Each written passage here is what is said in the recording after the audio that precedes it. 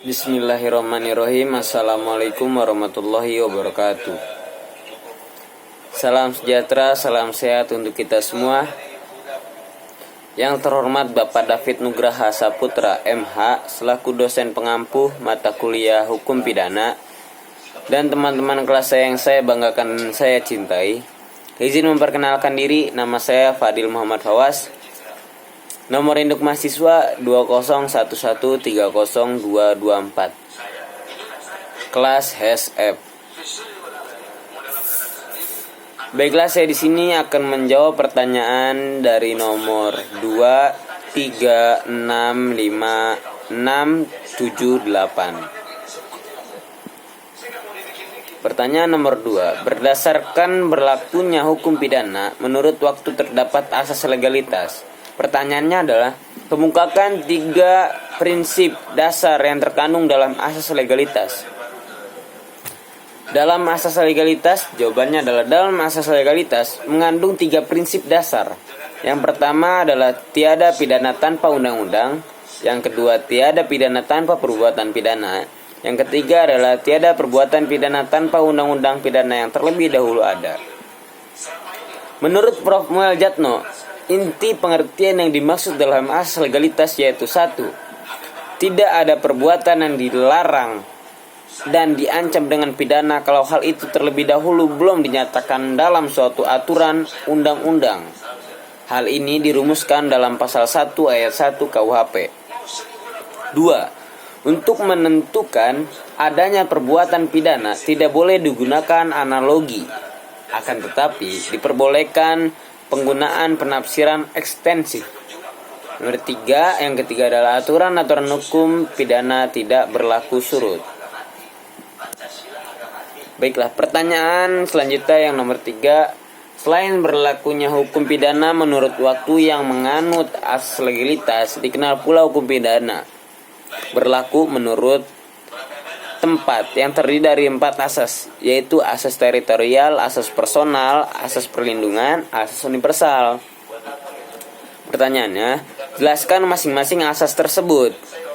Jawabannya adalah yang pertama, asas teritorial atau yang sering dikenal dengan asas wilayah.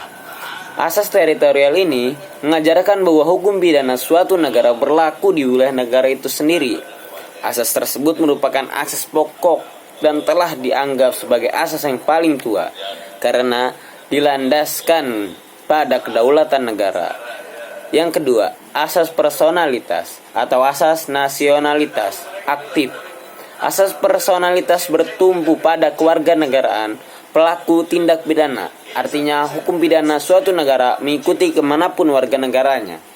Dengan demikian hukum pidana Indonesia akan selalu mengikuti warga negara Indonesia kemanapun ia berada. Yang ketiga, asas perlindungan atau asas nasional pasif. Asas perlindungan menentukan bahwa hukum pidana suatu negara berlaku bagi perbuatan-perbuatan yang dilakukan di luar negeri.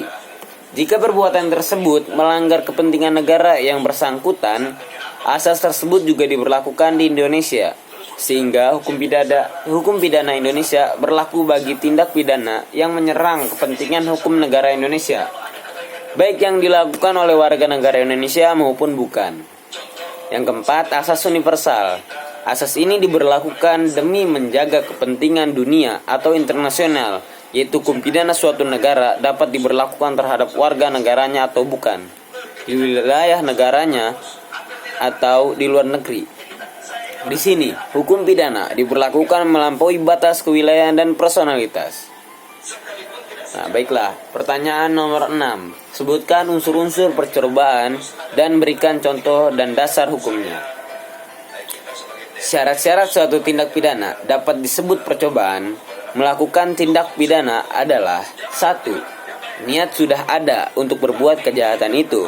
Yang kedua, orang itu sudah mulai berbuat kejahatan itu.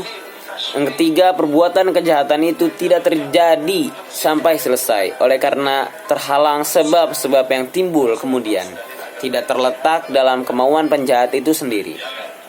Contohnya, ada seseorang yang ingin mencuri sebuah motor yang berada di rumah ketika seseorang pencuri itu atau penjahat ingin memasuki suatu rumah tersebut. yang ada motornya, lalu dia tertegur hatinya dan mengurungkan niatnya untuk mencuri motor itu. Dan ketika dia pengen kembali lagi keluar dari rumah yang ada motornya, dia kepergok oleh polisi yang sedang berpatroli. Dan dia mengacungkan tangannya, lalu dia jujur. Memang awalnya dia ingin mencuri, namun hatinya terketuk dan mengurungkan niatnya untuk mencuri motor. Maka menurut pasal 53 Kitab Undang-Undang Hukum Pidana, seseorang itu tidak dapat dipidana. Baiklah, pertanyaan nomor 7. Sebutkan jenis-jenis penyertaan dan berikan contoh masing-masing penyertaan tersebut dan disertai dasar hukumnya. Yang dimaksud dengan penyertaan adalah semua bentuk-bentuk penyertaan yang ditentukan dalam pasal 55 dan pasal 56 Kitab Undang-Undang Hukum Pidana yang berbunyi. Pasal 55. 1. Pidana sebagai pelaku tindak pidana. Pidana sebagai pelaku tindak pidana. Yang 1. Mereka yang melakukan, yang menyuruh melakukan, dan yang turut serta melakukan perbuatan. Yang kedua, mereka yang dengan memberi atau menjanjikan sesuatu dengan menyalahgunakan kekuasaan atau martabat, dengan kekerasan, ancaman atau penyesatan, atau dengan memberi kesempatan, sarana atau keterangan sengaja menganjurkan orang lain supaya melakukan perbuatan. Yang kedua, terhadap penganjur, hanya perbuatan yang sengaja dianjurkan sajalah yang diperhitungkan, beserta akibat-akibatnya. Pasal 56, dipidana sebagai pembantu kejahatan.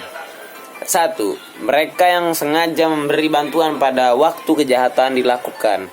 2. Mereka yang sengaja memberi kesempatan, sarana atau keterangan untuk melakukan kejahatan. Contohnya, Saudara Imam meminjamkan mobilnya kepada Saudara Erlan yang ingin melakukan eksekusi pembunuhan. Maka Saudara Imam termasuk kepada tindak pidana menurut pasal 56 KUHP. Contoh kedua, Saudara Imam adalah suatu anggota Dewan Legislatif.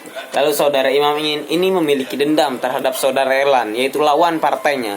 Kemudian Saudara Imam menyuruh Algojo untuk membunuh Saudara Erlan. Maka Saudara Imam dijatuhkan tindak pidana menurut pasal 55 KUHP. Pertanyaan nomor 8. Dalam hukum pidana ada namanya alasan penghapus pidana, yaitu alasan pembenar dan alasan pemaaf. Pertanyaannya, sebutkan dan jelaskan perbedaan tersebut dan berikan contoh beserta dasar hukumnya. Perbedaan alasan pembenaran dan alasan pemaafan dalam hukum pidana. Alasan pembenar berkaitan erat dengan unsur objektif atau perbuatan, sementara alasan pemaaf berkaitan dengan unsur subjektif atau sikap batin pelaku. Alasan pemaaf berarti alasan yang menghapus kesalahan dari pelaku tindak pidana, sementara alasan pembenaran berarti alasan yang menghapus sifat melawan hukum dari suatu tindak pidana. Contohnya, daya paksa pasal 48 KUHP. Nomor 2, ketidakmampuan bertanggung jawab pasal 49 ayat 1 KUHP. Mungkin cukup sekian dari saya, kurang lebihnya mohon maaf apabila ada kekurangan dari jawaban saya. Wabillahi taufiq wal hidayah. Wassalamualaikum warahmatullahi wabarakatuh. Jangan lupa di subscribe and like.